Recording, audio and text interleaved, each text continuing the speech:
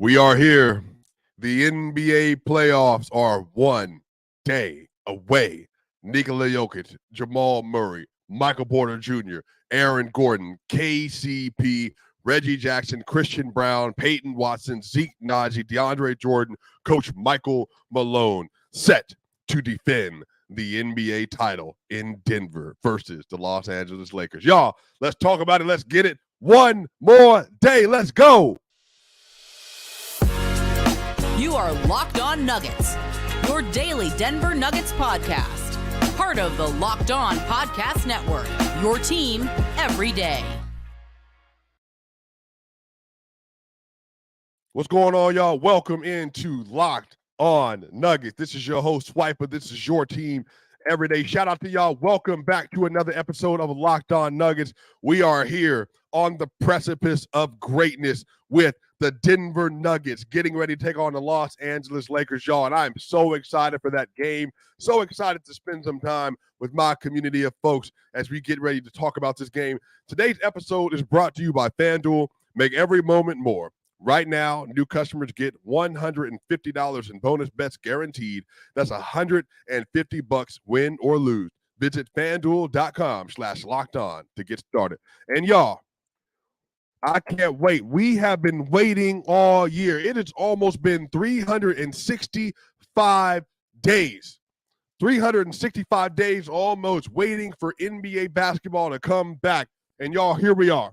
We are on the eve of the NBA playoffs. Tonight, the last two play-in games will be played. The Miami Heat versus Chicago Bulls and the New Orleans Pelicans versus the Sacramento Kings. And you will have 1 through 8 slotted throughout the league. And you will crown yet a new NBA champion to have their name written in the all-time great record books of teams that have been able to hoist the Larry O'Brien, players that have been able to hoist the Bill Russell Finals MVP award. And y'all, this is going to be a very special time, man. The Denver Nuggets, they're aiming to do something that hasn't been done since the 2017-18 Golden State Warriors. They're aiming to be back-to-back champions. They're aiming to do something that no Denver Nuggets franchise had ever done, let alone winning a championship, but being back-to-back champions. This is going to be a special opportunity and a special time. Shout out to everybody that's already in the chat. Jude, what's going on, y'all? Rob, what's going on, y'all? Daniel, what's going on, y'all? Jovan, what's going on, y'all? Everybody, what's going on, y'all? Everybody, shout out to y'all. Marjan, y'all the people. Joe, we are in a situation now where the Denver Nuggets are getting ready to advance to the first round of the playoffs, y'all, and there's so much to get into. And Joe, they will be announcing that, I believe, during the second round. That's typically when they do that. They announce the MVP award during the second round. So we'll see if the Denver Nuggets are able to get through the first round, which I think that they will. We're going to have an opportunity to see Joker handed the award versus either the Timberwolves or the Phoenix Suns in Denver. And that's just going to be such a special moment, especially given the fact that Joker will have won his third. And this will be his second time receiving that in person in Ball Arena as well. So, y'all, I'm excited. You know, I wanted to talk a little bit today about some of my final notes for the Los Angeles Lakers and Denver Nuggets matchups. You know, I've been rewatching the games from this season. I rewatched some of the games, obviously, from the playoffs last year. And I'm trying to get a feel of a lot of people are asking a lot of questions right now about the Denver Nuggets and about the LA Lakers. You know, Michael Malone has come out and said that, hey, you know we swept the Lakers last year. We swept the Lakers this year. But we know the Lakers know that we don't want to come into this game lollygagging. We're not going to take advantage of the opponent. We're not going to think that we can beat them. We respect the Lakers. We respect LeBron and AD and Darvin Ham. We respect the legacy of that great organization, and we're going to give them our very best. That has been the way the Denver Nuggets have approached this. Now, you know, there's a lot of conversations, obviously, you know, the whole who's your daddy, Vic Lombardi moment from the parade. That was a great fan moment. And obviously you had Bruce Brown talking about D'Lo during the course of the series. But y'all, ever since the year got locked in, there were people that were saying that the Bruce Brown addition or loss of Bruce Brown was going to be the thing that kept the Denver Nuggets from potentially winning a championship. And y'all, there's definitely times to come. You know, the Nuggets have to win 16 games to hoist the Larry O'Brien. and we have yet to get one down. But a lot was being made about that, and a lot is being made about that now. When you hear a lot of Lakers analysts talk about that series, they talk about the fact that Bruce Brown was able to bully D'Angelo Russell mentally and physically when he was working in transition and getting to the basket, or even when Michael Malone addressed it in the press conference talking about D'Angelo Russell is a great player. They're going to have to figure out, what to do with that. He's out of the rotation, but they got to make sure they're giving him time. There were mind games being played in the Western Conference Finals, and that's any great competitor. You have to win the mind game before anything else. That's why LeBron is considered the GOAT. That's why Jokic is considered the best player in the world. There are things you have to be able to lock into mentally that help your team to gain an edge and to gain an advantage.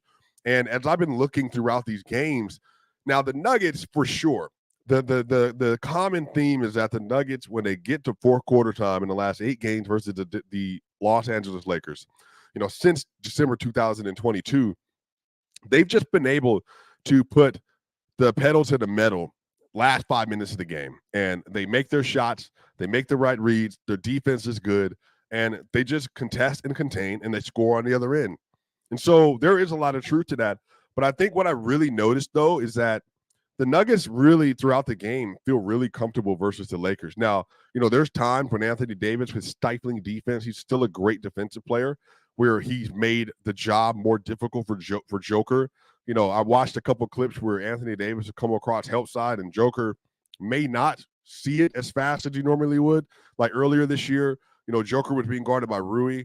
Joker then kind of dribbled into a double a little bit and tried to put a hook shot up, and Anthony Davis was able to swat it. And then he also got another swat on Joker on one of his little patented floaters he had, because Anthony Davis is so tall and so long.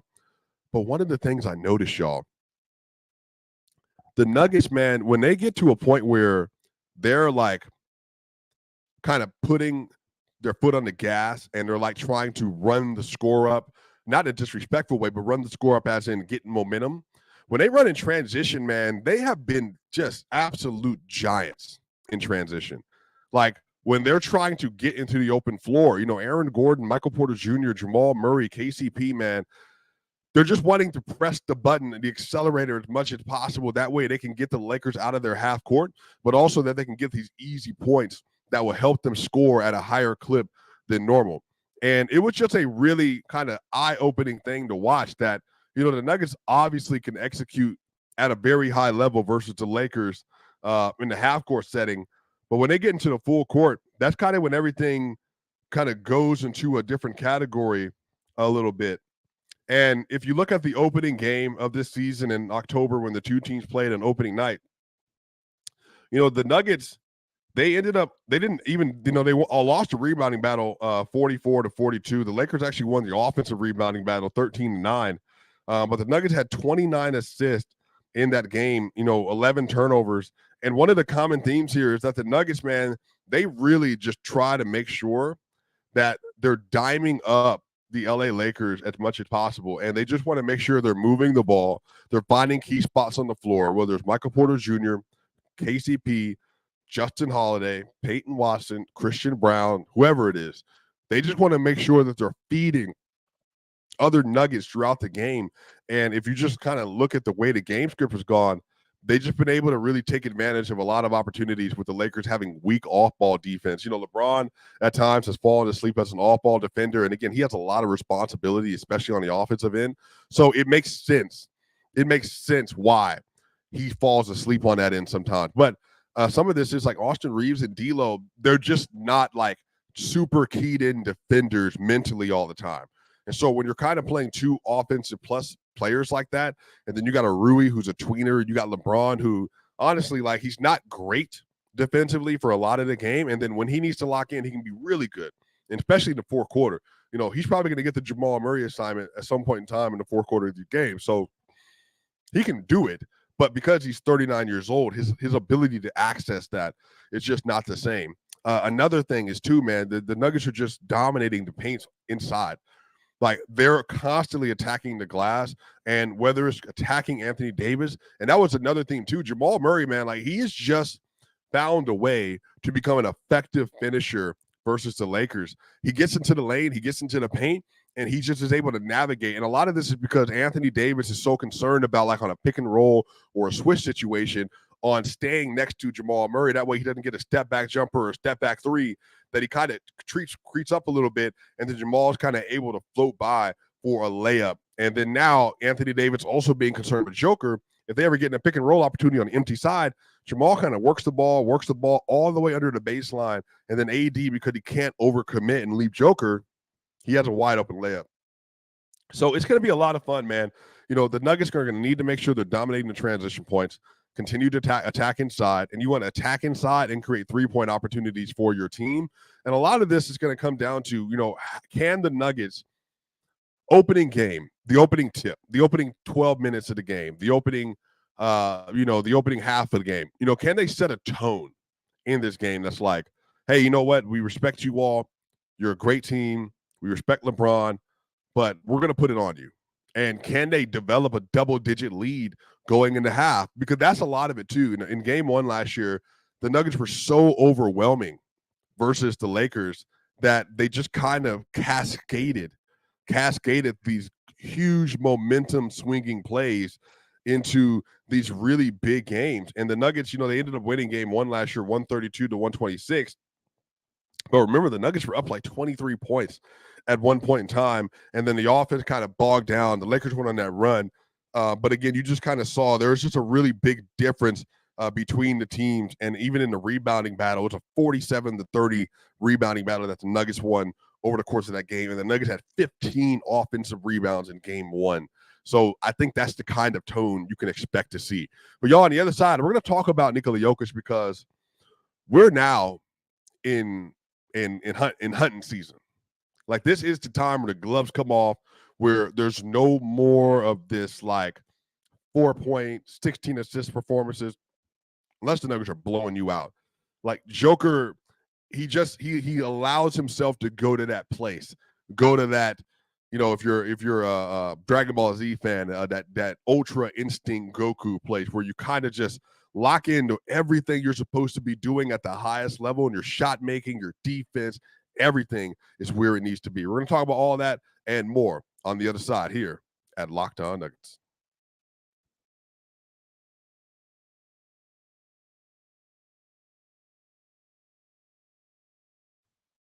Wouldn't it be great if you could see all of your investment and retirement accounts in one place? With Yahoo Finance, you can consolidate your views from multiple accounts into one hub and access the expert analysis you need to tend to your entire portfolio with confidence. Now, you know, when you're obviously working in business and, you know, you have a job, like a corporate job or a nonprofit, anything that has a retirement, you might have Schwab or a 401k. And so using Yahoo Finance to consolidate them in one place makes it incredibly easy for you to manage everything. So let's get to the point. You know, you want to grow your portfolio and deal with the rising cost of inflation to pay off your debt or mortgage, pretty much anything standing in the way of you and financial freedom, right? Well, with Yahoo Finance, you can get access to the news, data, and tools you need in order to reach that financial freedom. And when it comes to your financial future, you can think you've done it all. You've saved, you've researched, you've invested all that you can. Now you need to take those investments to the next level by using what every financial great uses, Yahoo Finance. For more than 25 years, Yahoo Finance has been the brand behind every great investor. Whether you're a seasoned investor or are looking for that extra guidance, Yahoo Finance gives you all the tools and data you need in one place. They are the #1 finance destination, producing a holistic look at the financial news cycle, including breaking news, original editorial perspectives, analyst ratings, independent research, customizable charts, and so much more. Securely link your brokerage accounts for a unified view of all your wealth, including 401k and other investments. A comprehensive perspective is what sets apart great investors, and it's how Yahoo Finance ensures you have the insight at your wealth, what your wealth is in its entirety. With a community over 90 million users each month, their real strength is helping you on your way to financial success. For comprehensive financial news and analysis, visit the brand behind every great investor, yahoofinance.com. The #1 financial destination, yahoofinance.com. That's yahoofinance.com.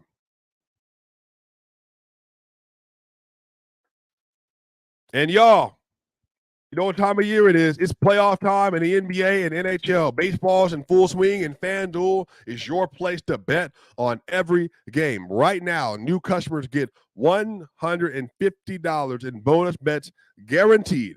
That's $150, win or lose. Bet on everything from slap shots to home runs to slam dunks, all on an app that is safe, secure, and easy to use. What are you waiting for? Visit FanDuel.com/lockedon and make your first bet an automatic win. FanDuel, America's #1 sportsbook. We'll be right back for more here at Locked On Nuggets. What's going on, y'all? Welcome back to Locked On Nugget. This is your host, Swiper. This is your team every day. If you are listening to this on Apple iTunes, please give us a 5-star review. That way, more and more people can get invested to one of the best basketball content platforms on the web.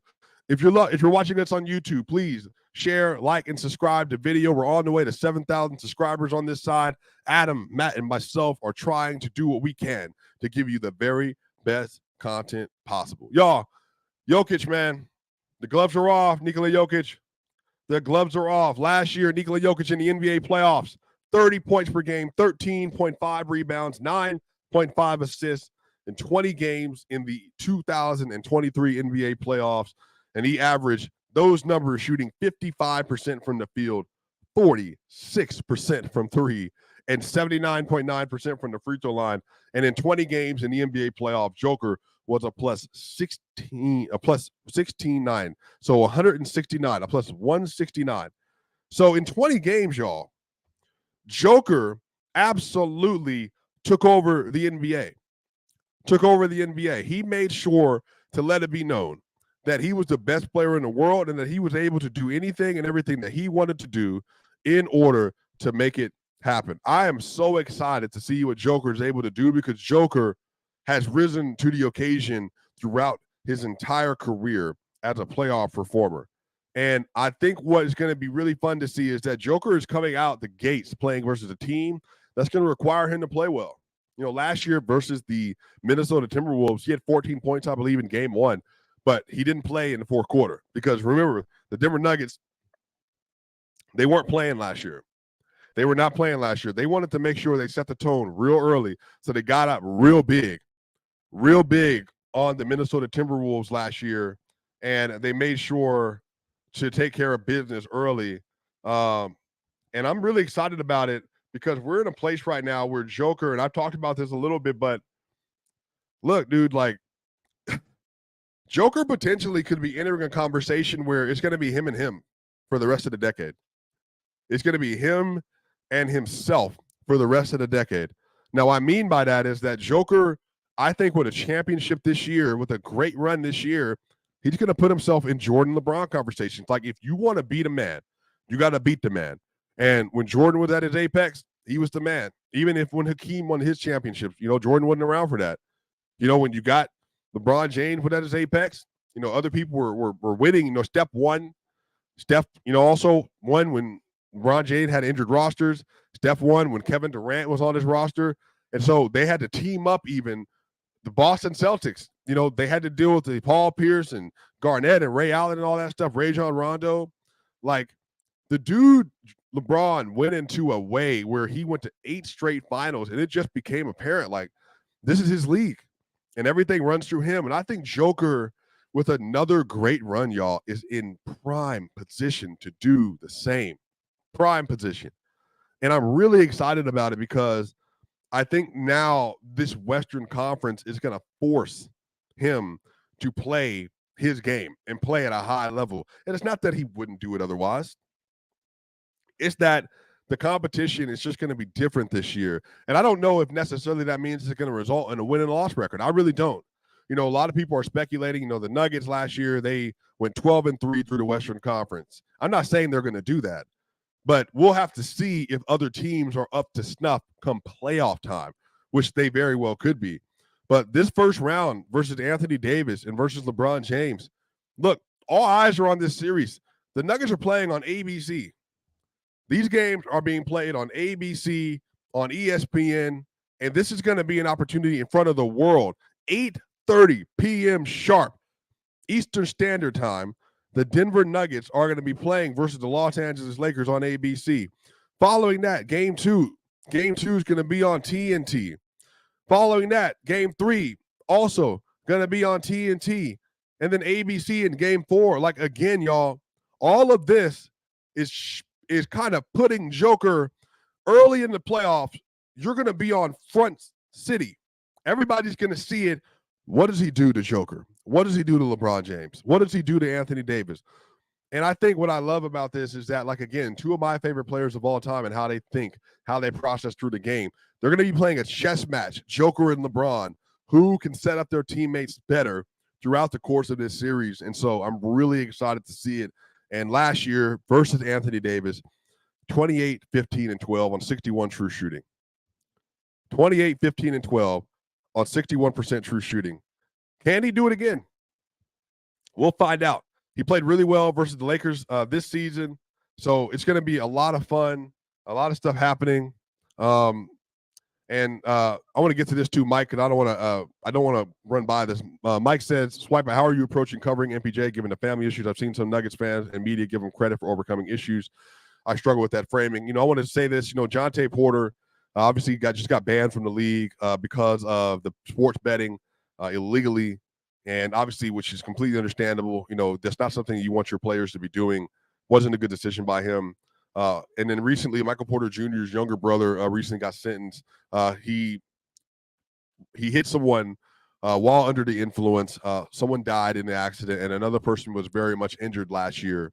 So I think some of this is my thing with Porter is I just want Porter to be in the right mind frame for whatever's good for him, whatever's good for his family. As you all know, I've spoken with his father before. I want them to be in a situation where they're thriving, that they feel like they have the support they need emotionally to be able to deal with all that, because that's just not something small. And I think obviously every one of us knows, when we have siblings and loved ones that are in situations that even by their own doing that they're at fault for, the family carries that. And so obviously want to make sure that he's okay, make sure that he's able to get the support that he needs, and, that they're able to obviously as a family rally together. And then even the Nuggets community, that people are just showing up for them and just, showing love and support, because we all need that at each point in time. So on the other side, y'all, Aaron Gordon may have the most difficult job in the NBA playoffs as a defender. And I'm going to give you my final score predictions, and we're going to talk about game 1 on the other side of this. We'll be right back for more here at Locked On Nuggets.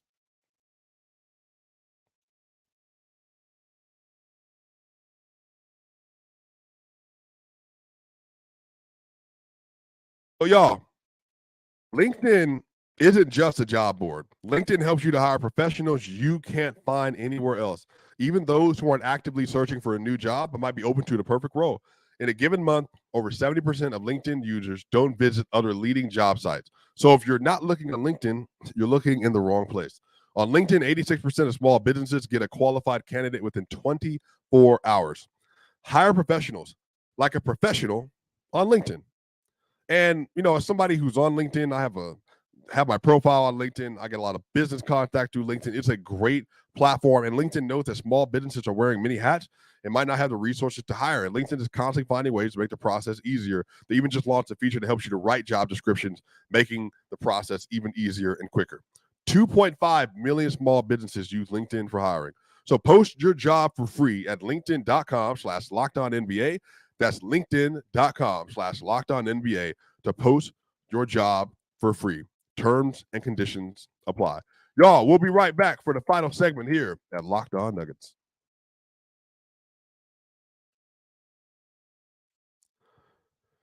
Y'all, we are back. We are back here at Locked On Nuggets. This is so interesting that we're in a situation now where we're getting ready to play versus the Los Angeles Lakers for another opportunity to do something the franchise had never done till last year, and that's beat the Lakers in a playoff series. And they got their first sweep in franchise history versus the Lakers. And both of the things, they're on the table. So I'll come out and say it. My prediction for this series is the Nuggets win in 5 games. I'm going to give the Lakers a game. I think they're going to earn the win. I think that the Lakers are going to play very hard. But I just think the Nuggets, man, from a talent standpoint, to a culture standpoint, to a cohesiveness standpoint, like even right now, if you listen to some of the Lakers media, they're going to start D'Angelo Russell, Austin Reeves, Rui Hachimura, LeBron James, and Anthony Davis. But the question is, can they close with that? Are D'Lo and Austin good enough defensively? Do they need to put Spencer Dinwiddie in? Do they need to put Gabe Vincent in? Those are the questions they're going to have to be asked and answered. Taurean Prince, is he going to close? Do they close with double bigs with Jackson Hayes? Now, I doubt they do that. But I think a lot of this is there's a situation now where the Nuggets, they don't have those questions. And for me, that's a big deal. Like, if you're telling me that the more talented team that is a higher seed, that's been better over the course of a year and was better than you last year and has won 8 straight games, they don't have any questions. They don't have any questions about where they're going to be. So I think a lot of this is, the Nuggets are just really, really confident in who they are. And Jamal Murray talks about it. He said, I have confidence in our team. I got confidence in Nikola Jokic. I got a confidence in myself. And this is where everything's going to kind of, come to a head, man. I just think the Nuggets, man, they're ready. They're ready for the moment.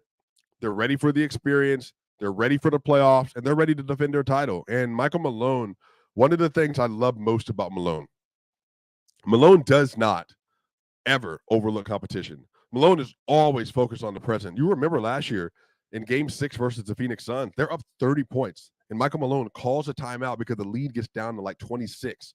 And he feels like they're letting go of the rope. And he literally pulls everybody in and says, do not let go of the rope. Keep it up. Keep playing. Keep the energy up. Do not let go of the rope. Malone doesn't have the mentality of we're taking somebody easy. He doesn't have the mentality of we're going to not play our best. We're going to give up the rope. Now, sometimes over the course of a game, over the course of a series, you're not always going to have like the best moments or the best quarters. That's bound to happen. The Nuggets are going to be down double digits at one point in time in the series. Like, they're going to go down at some point in time in the series double digits. But how do you respond? The Denver Nuggets are going to be up double digits multiple times in the series. How do you respond? Like, are you going to let the moment be too big and not be able to take advantage of it? Or are you just going to allow it to happen on a possession-by-possession basis? We're going to take care of our business. So, and also Aaron Gordon, y'all. Aaron Gordon last year in the NBA playoffs, he had to guard Karl-Anthony Towns, Anthony Edwards, and Rudy Gobert. Then he had to guard Devin Booker and Kevin Durant. And then he had to guard LeBron James, Anthony Davis, and Austin Reeves at times. And then he had to guard Jimmy Butler, sometimes Bam Adebayo, Caleb Martin, Kyle Lowry, Gabe Vincent, you name it. Like, he is in such a difficult position, but there's almost not another player I would trust to do the job. There's almost not another player I would trust to do the job. Aaron Gordon is one of the most talented players in the league, one of the most physically gifted players in the league, and he buys into his role. He buys into what he's supposed to be doing, and he wants to be an elite level defender. He wants to be a DPOY level defender in the playoffs. He wants to be an all NBA level defender.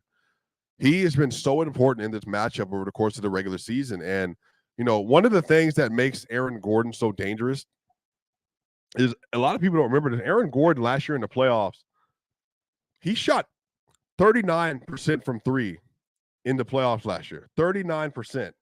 Now, a lot of that is he just had opportunity. He was wide open a lot. And so he was able to take those shots. But y'all, Aaron Gordon this year versus the Lakers, 15 points a game, 14.7 points per game exactly, 6.7 assists, 4.3 rebounds. He's shooting 57.1%. 57.1% from the field, just 67% from the line. But Aaron Gordon, a +6 in the first game, a +18 in the next game, and a +10 in the final game. He's a +34 versus the Lakers on 15, 7, and 4. And again, for your fourth option offensively, that's so important. Now, if Aaron Gordon can get his three-point shot up to a 35% clip, game changer. If he can hit his free throws, 75% clip, game changer. Like, he's in a position where if he's able to have, like last year, he had 27 points, I think, in game 4 versus the Heat. But last season in the NBA playoffs, Aaron Gordon averaged 13.3 points, 6 rebounds, 2.6 assists, 52% from the field on just 10 field goal attempts a game. That's great. That's perfectly fine. 39% from 3 on 2.3 attempts a game and 65% from the line. Again, if Aaron Gordon, if you can get him at, again, 35% from three and 73% from the free throw line, again, game-changing for the Nuggets because you want to punish every team as much as possible. I think the Denver Nuggets get a win in game one in Ball Arena. I think it's going to be a nice, convincing win. I do think the Denver Nuggets win this series in 5 games. It should be a lot of fun, y'all. Let me know in the comment section what you think. What do you think the series prediction is? What is your game prediction for game one? What are you looking for? What are you expecting from all the Denver Nuggets and the LA Lakers? Y'all, this is Locked On Nuggets. This is your host, Swiper. I'll see you on the other side.